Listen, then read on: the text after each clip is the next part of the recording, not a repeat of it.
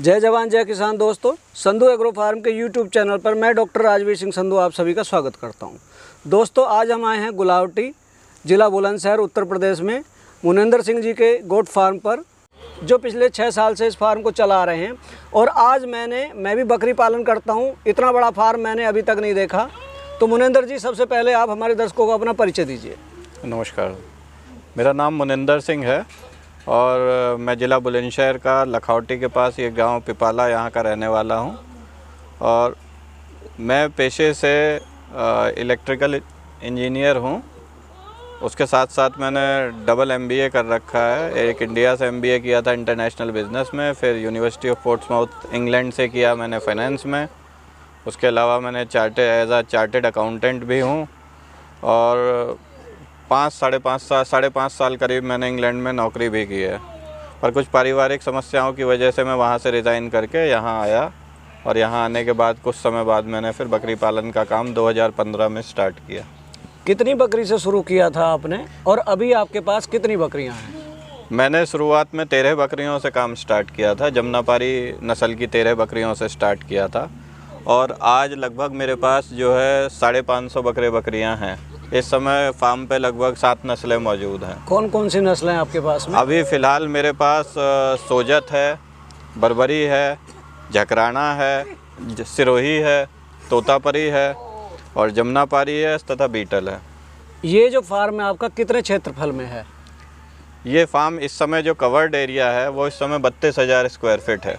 इतना बड़ा फार्म है आपका, कितने लेबर आपके यहाँ काम करते हैं और इनको फीड क्या देते हैं आप? मेरे यहाँ इस समय करीब 4 लेबर इस्तेमाल हो रही हैं और जो बकरियों का जो फीड है मैं इनको लगभग 90% ड्राई मैटर देता हूँ। ड्राई फीड में मेरे यहाँ पर लगभग कई बार हम राजस्थान से लाई हुई हरी पत्ती देते हैं और ग्वार का अथवा अरहर का, इन दोनों में से कोई एक भूसा देते हैं। और हरे चारे के नाम पे लगभग हम ना के बराबर ही यूज़ करते हैं, फिर भी थोड़ी बहुत हम नेपियर ग्रास, रिजका इसका इस्तेमाल करते हैं। दाने में क्या देते हैं आप इनको? दाने में हम जैसे गर्मियों के सीज़न में हम इन्हें जौ खिलाते हैं। एक जानवर के हिस्से में लगभग 250 ग्राम से लेकर 400 ग्राम तक, डिपेंडिंग अपॉन द साइज़। और सर्दियों में हम जब चेंजिंग सीज़न होता है तब हम उसे मक्का दे देते हैं, वही लगभग 250 से 400 ग्राम तक। और जब बिल्कुल ठेठ सर्दी आ जाती है तो उस दौरान मक्का और बाजरा लगभग आधा करके हम फिर उन्हें देना चालू कर देते हैं। आपने 13 बकरी से आज 550 बकरियां हैं जी। ये आपका सफ़र 5.5 साल का कैसा रहा? भाई साहब, इस सफ़र में मतलब बड़े उतार चढ़ाव देखे, क्योंकि जब काम स्टार्ट किया था तो स्टार्ट करने के लिए पूंजी भी नहीं थी। बड़ी मुश्किल से कहीं से 30,000 रुपये का अरेंजमेंट हुआ तो उससे हमने शुरुआत करी थी जमुनापारी बकरियों से। धीरे धीरे करके समझते गए, नए समय के हिसाब से ये समझ में आया कि हर 1.5 से 2 साल बाद एक नई बकरी जो है, नई नस्ल जो है वो मार्केट में आती है, तो हमें समय के हिसाब से अपने आप को बदलना भी पड़ता है। धीरे धीरे समय के हिसाब से मैंने जानकारी हासिल करनी चालू करी कि भाई कौन सा बीमारी कब किस सीज़न में आएगी, कौन सी उसका ट्रीटमेंट क्या किया जाएगा। तो जब तक एक अच्छी जानकारी स्वयं को ना मिले या अच्छा अनुभव ना हो तब तक फार्म चलाना बहुत मुश्किल हो जाता है। मैंने बहुत सारी वीडियो शूट करी हैं, मेरा अपना भी फार्म है, बकरी फार्म जी। लेकिन मैंने इतना बड़ा फार्म देखा जी। इस इतने बड़े फार्म को कैसे मैनेज करते हैं आप? मैनेजमेंट का तो ये है कि जी आपको एक बड़ा अच्छा सुपरविजरी रोल प्ले करना होता है। जब आपको जानकारी का बड़ा अच्छा अनुभव हो जाता है तो फिर आपको बहुत ज़्यादा समय देने की ज़रूरत नहीं पड़ती है। अब जैसे मैं लगभग हर दिन सुबह 6 बजे लगभग उठ के फार्म पे आ जाता हूँ और 15 से 20 मिनट सुबह देता हूँ और साथ ही 15 से 20 मिनट लगभग मैं शाम को देता हूँ। इस सुबह और शाम के दौरान मैं आइडेंटिफाई कर लेता हूँ इस 15 से 20 मिनट में कि क्या मेरी कोई बकरी बीमार है, किसी को कोई ट्रीटमेंट देने की ज़रूरत तो नहीं है। यदि होती है तो हम दे देते हैं। जो फूडिंग का हमने सिस्टम बना रखा है वो थोड़ा सा लोगों से हमने अलग कर रखा है। जैसे हमारा जो थॉट प्रोसेस है वो हम ड्राई मैटर कंटेंट के आधार पर फूडिंग करते हैं। तो वेट के हिसाब से हमने जो फूड है वो 6 बार में डिवाइड कर रखा है। सुबह 2 बार हम थोड़ा सा ज़्यादा देंगे, फिर बाकी 3 बार दोपहर में हम कम, जैसे हम पहला फीड जो है वो सुबह 6:30 बजे दे देते हैं, दूसरा फीड 7:30 बजे दे देते हैं, तीसरा 9 बजे दे देते हैं, चौथा 12 बजे देते हैं, पाँचवा 3 बजे देते हैं और छठा 5 बजे देते हैं। तो हम वही कंटेंट ऑफ फीड देते हैं जो और फार्म वाले भी देते हैं, बस हम में और उनमें फ़र्क ये है वो 2 बार में देते हैं और हम 6 बार में देते हैं। तो हमारा वो फीड लगभग पूरा ही जानवर ग्रहण कर लेता है, इसलिए रिजल्ट्स थोड़े अच्छे आते हैं। नया फार्मर यदि कोई बकरी पालन शुरू करता है तो किस ब्रीड से शुरू करे वो? ये जो आपका सवाल है ये थोड़ा सा लोकेशन आधारित सवाल है जी, ठीक है। तो अगर आप बात करें नॉर्थ इंडिया की, स्पेशली प्लेन्स की, तो इसमें जो मैंने अनुभव किया है वो 3 ही ब्रीड इसमें सक्सेसफुल हैं, सोजत और बर्बरी और बीटल। इसके अलावा कोई भी नस्ल इन प्लेन्स में तो सक्सेसफुल नहीं है। हालांकि लोग काफ़ी, जैसे कुछ सस्ती ब्रीड्स होती हैं जैसे सिरोही हैं, या लोग कहते हैं जिसको भी देखो वो सिरोही के पीछे भागता है, पर हकीकत ये है कि ये ब्रीड्स यहाँ पर सक्सेसफुल नहीं है। क्या वजह है? उसकी वजह ये है कि ये जैसे सिरोही है, ये एक शुष्क वातावरण में पली हुई नस्ल है। तो जब ये हमारे एक थोड़े से मॉइस्ट क्लाइमेट में, जहाँ इसे हरा चारा मिलना चालू हो जाता है, जब ये वहाँ पे आती है तो इसे रेस्पिरेटरी सिम्टम्स आने चालू हो जाते हैं, और सांस की बीमारियाँ आने के बाद एक नया जो फार्मर होता है, बेसिकली वो फार्मर ही है, कोई डॉक्टर तो है नहीं, तो जो उसके इनिशियल सिम्टम्स आते हैं वो उसे कंट्रोल नहीं कर पाता है। और इस वजह से क्या होता है, वो सिम्टम्स बढ़ने के बाद शुरू में ठंड जुकाम सा दिखाई देता है, वो धीरे धीरे फिर PPR में कन्वर्ट होता है, फिर ET में कन्वर्ट होता है, और फिर मल्टीपल ऑर्गन्स फेलियर होकर वो फार्म हफ्ते से 10 दिन के अंदर इतना बड़ा झटका ले जाता है कि वो किसान दोबारा उभर ही नहीं पाता है। तो इसलिए मैं तो पर्टिकुलरली इस प्लेन्स के लोगों को तो बिल्कुल भी सजेस्ट नहीं करूँगा कि इन 3 के अलावा कोई चौथी ब्रीड पकड़ें। ठीक है, बाकी राजस्थान के अलग क्षेत्र में एक अलग नस्ल पाली जा सकती है, कर्नाटका में अलग, आंध्रा में अलग, वो अलग अलग लोकेशंस के हिसाब से अलग अलग जगह पे अलग अलग नस्लें सक्सेसफुल हैं। जैसे एक कम बजट वाला फार्मर है वो कितने से शुरू करे, और एक अच्छे बजट वाला फार्मर है वो कितने से शुरू करे, थोड़ा सा इस बारे में हमारे दर्शकों को बताइए। भाई साहब, ये जो आपका क्वेश्चन है वो आप 2 चीज़ों के बारे में बात कर रहे हैं, गरीबी उन्मूलन और पैसा कमाना। तो जब आप गरीबी उन्मूलन की बात कर रहे हैं, तो अगर आप बिल्कुल निम्न स्तर की बात कर रहे हैं, जैसे भाई जिनके पास कोई किसी प्रकार की ज़मीन नहीं है, तो वो किस स्तर से काम शुरू करें, तो वो किसी भी स्तर से काम शुरू कर सकते हैं, और ट्रेडिशनल तरीके से अपना एक जो झोपड़ी डाल के करते हैं उस तरीके से करें। वो चाहे तो 5 बकरी से कर लें, चाहे 10 से कर लें, 20 से कर लें, जितना उनका वर्थ अलाउ करता हो। पर जब आप एक ऐसे स्तर से काम चालू करना चाहते हैं जहां आप नौकर को रख के काम कराएंगे, तो 65 बकरियों से नीचे किसी भी कंडीशन में इकोनॉमिकली आपको प्रॉफिट नहीं आता है।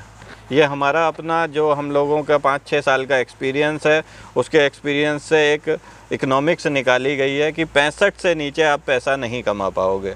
65 पे आके आप लगभग नो प्रॉफिट नो लॉस पे होगे। 100 बकरी वाला किसान जिसे कम से कम 2 साल का एक्सपीरियंस हो, वो 5 लाख रुपए कम से कम 100 बकरियों पे बचा लेता है। ये मैं बड़े जेन्युइन फिगर्स बोल रहा हूँ। जैसे मेरा जो फार्म है, मेरा पिछली साल का प्रॉफिट करीब 27 लाख रुपए का है, और आगे मैं और ज़्यादा की उम्मीद कर रहा हूँ, क्योंकि धीरे धीरे मैं अपने फार्म का और बढ़ाता जा रहा हूँ। हर साल ये फार्म थोड़ा थोड़ा बढ़ रहा है। जैसे स्टार्टिंग में जो था वो करीब 600 स्क्वायर फीट का बना था, आज 32,000 स्क्वायर फीट का बन गया है। तो ये धीरे धीरे करके प्रॉफिट मेरा बढ़ रहा है। आपका जो मॉडल है ये फार्म का, ये ब्रीडिंग मॉडल है? हाँ, मैं टोटली ब्रीडिंग पे आधारित हूँ। मैं ट्रेडिंग काफ़ी हद तक नहीं करता हूँ। मेरे यहाँ पे जो है, आप जैसे बर्बरी देखेंगे तो आपको एक से एक नस्ल के बकरे मिल जाएंगे, एक से एक नस्ल की बकरियाँ मिल जाएंगी। तो मेरा जो मॉडल है वो यही है कि मैं फ़िलहाल ब्रीडिंग पे ही कंसंट्रेट करता हूँ, और इन केस अगर मेरे यहाँ से कोई ब्रीड्स चली जाती हैं तो मैं खुद ही आइडेंटिफाई करके मार्केट से दोबारा अच्छी से अच्छी नस्ल की बकरी खरीद के लाकर अपने फार्म पे रखता हूँ। मुनेंद्र जी, आप विदेश में नौकरी करते थे, यहाँ पे आके कहाँ तो आप विदेश में जो नौकरी कर रहे थे और कहाँ आपने आके यहाँ बकरी पालन चुना, थोड़ा इस बारे में बताइए। वहाँ से तो खैर पारिवारिक समस्याओं की वजह से रिज़ाइन करके आए थे, और यहाँ पे ये सब्जेक्ट चुनना भी कि भाई बकरी पालन करना है या कुछ और करना है, बड़ा ही मुश्किल एक डिसीज़न था। पर और जो उस समय कुछ स्कीम्स उत्तर प्रदेश गवर्नमेंट की चल रही थी, गाय भैंस से रिलेटेड, मुर्गियों से रिलेटेड, इन सबको मैंने एनालाइज करके देखा था कि भाई सबसे ज़्यादा प्रॉफिट किस चीज़ में निकल सकता है और परेशानियां क्या क्या आ सकती हैं। तो इन सब चीज़ों को करीब लगभग 10 प्रोजेक्ट्स, जिसमें मछली भी था, मुर्गी भी था, गाय भैंस, मधुमक्खी था, इन सब चीज़ों को, पिगरी था, गोटरी था, इन सब चीज़ों को एनालाइज करने के बाद जो मुझे समझ में आया कि एक अच्छी प्रॉफिटेबिलिटी और एक अच्छा क्या कहते हैं जो जिसको मैं पर्सनली अगर ज़रूरत पड़े तो खुद भी हैंडल कर सकूं, तो मुझे गोट फार्मिंग में थोड़ा सा एक अच्छा भविष्य दिखाई दिया। तो इसलिए फिर मैंने शुरुआत जो है गोट फार्मिंग से करी। आज आप एक सफल बकरी पालक हैं, तो जो नए फार्मर आपसे संपर्क करें, देखिए अगर आप उनको ये ब्रीड देंगे तो एक सवाब कमाएंगे आप, तो आप उनकी किस तरह से मदद करेंगे जो आपसे बकरी खरीदना चाहें अगर? तो देखिए, जो व्यक्ति हमसे बकरी खरीद के ले जाता है, हमारा सिर्फ बकरी बेचना ही एक मकसद नहीं होता है। हमें ये चीज़ बहुत अच्छी तरह अनुभव हो चुका है कि यदि हम उसका फार्म चलवाने में मदद कर पाएंगे तभी हम एक सक्सेसफुल काम कर पाएंगे। तो हमारा सारा फोकस जो रहता है वो उसे पहले दिन से, जैसे जब वो यहाँ बकरी ख़रीदने आता है तो हम इंश्योर करते हैं कि कुछ उसे मेडिसिन्स दे के भेजें, या हम उसे देते हैं और इंश्योर करते हैं कि वो पास के मार्केट से जाके ख़रीद के ले आए। इससे हमें कोई फ़र्क नहीं पड़ता किस दुकान से ख़रीदता है, लेकिन हम एक लिस्ट देते हैं कि भाई ये चीज़ें आप ख़रीद लें।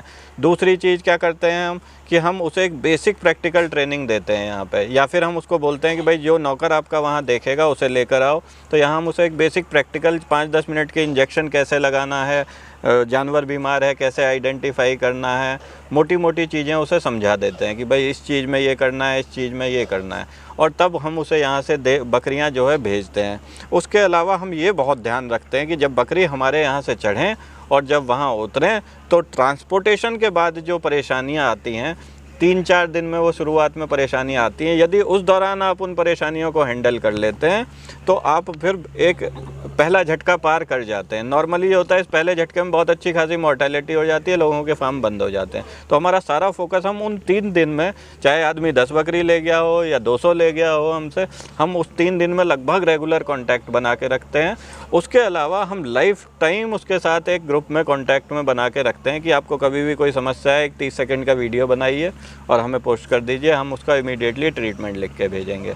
वो कभी भी हमें किसी भी टाइम 24 घंटे कॉल कर सकता है, हमसे बात कर सकता है, हम उसे ट्रीटमेंट बताते हैं और कोशिश करते हैं कि उसकी कोई मॉर्टेलिटी ना हो। इस तरीके से यदि उसका फार्म चलेगा तो वो ऑब्वियसली 10 लोगों को बताता है हमारे बारे में। और हमारा अब तक का जो मॉडल है वो यही है। हम लोग, जैसे मैं कर्नाटका, केरला, आंध्रा, इस एरिया में बहुत अच्छा पॉपुलर हुआ, तो उसकी सबसे बड़ी वजह यही है कि वो लोग आज भी मेरे से, चाहे उन्होंने 4 साल पहले मुझसे बकरी ली थी, लेकिन आज भी कोई बीमारी फैलती है तो वो मुझे ही कांटेक्ट करते हैं। ये प्रॉफिट के हिसाब से ये बकरी पालन कैसा है, और आपका इस साल का जो प्रॉफिट है, आपका एक्सपेक्टेड क्या प्रॉफिट रहेगा इस साल का? सर, ये मेरे हिसाब से तो एक बहुत ही अच्छा, मेरे लिए तो एक बहुत ही अच्छा बिज़नेस साबित हुआ, क्योंकि शुरुआत जब मैंने करी थी तो मैं सोचता था कि बस 20-25 हज़ार एक एवरेज मंथली इनकम किसी तरीके से जनरेट हो जाए तो खर्चे चल जाएंगे, गांव में तो जीने के लिए इतना काफ़ी होता है। पर धीरे धीरे जैसे जैसे जानकारी आती गई, अब जैसे पिछले साल का हमारा प्रॉफिट लगभग 27 लाख का है और इस साल हम एक्सपेक्ट कर रहे हैं अराउंड 35-36 लाख का। मैं समझता हूँ जैसे कोरोना के काल में 27 लाख का प्रॉफिट बहुत बड़ी चीज़ थी। और अब फ्यूचर में हम जैसे और यूनिट्स खोलने की भी तैयारी कर रहे हैं जी। तो मेरा इस साल लगभग 35 लाख से तो मैं ऊपर ही मान रहा हूँ कि प्रॉफिट चला जाएगा। और काम बहुत अच्छा है, सिर्फ ये है कि सही इंसान से सही जानकारी ले लें, सही प्रकार की ट्रेनिंग ले लें, तो आप लोगों को जो है इस धंधे में कभी भी नुकसान नहीं होगा। थोड़ा सा समय ज़रूर लगता है, क्योंकि जब आप ब्रीडिंग यूनिट खोलते हो तो आप बकरी लेके आते हो, भाई वो गाभन होती है, बच्चा देगी, बच्चा बड़ा होगा, तभी आप या तो बकरी बेचोगे या बच्चे को बेचोगे, क्योंकि छोटे छोटे बच्चे बेच दोगे तो आपकी जो खर्चे हैं वो भी नहीं निकल पाएंगे। तो ये डिसीज़न तो थोड़ा सा टाइम टेकिंग हो जाता है, और आज की इतनी फास्ट दुनिया में असल में लोग इतने टाइम वेट नहीं कर पाते, तो इस वजह से लोगों को अच्छे प्रॉफिट नहीं होते हैं। लेकिन नो डाउट, अगर मेरा ग्रोथ चार्ट आप देख रहे हो तो 30,000 से मैं लगभग 2.5 करोड़ के टर्नओवर पे हूँ आज, और लगभग 5.5 से 6 साल में। तो मेरे ख्याल से कोई भी अंदाज़ा लगा सकता है कि प्रॉफिट है या नहीं है, और अगर मैं कमा सकता हूँ तो कोई भी कमा सकता है जी। दर्शकों, आपने मुनिंदर जी का इतना सफल बकरी पालन मॉडल देखा। आशा है आपको इनके द्वारा दी गई जानकारी कुछ मदद दे के जाएगी। यदि आपको इनके द्वारा दी गई जानकारी और हमारे द्वारा की गई कोशिश अच्छी लगी हो तो हमारी वीडियो को लाइक करें, ज़्यादा से ज़्यादा शेयर करें। मिलते हैं जल्दी एक नई वीडियो के साथ, तब तक के लिए जय जवान जय किसान।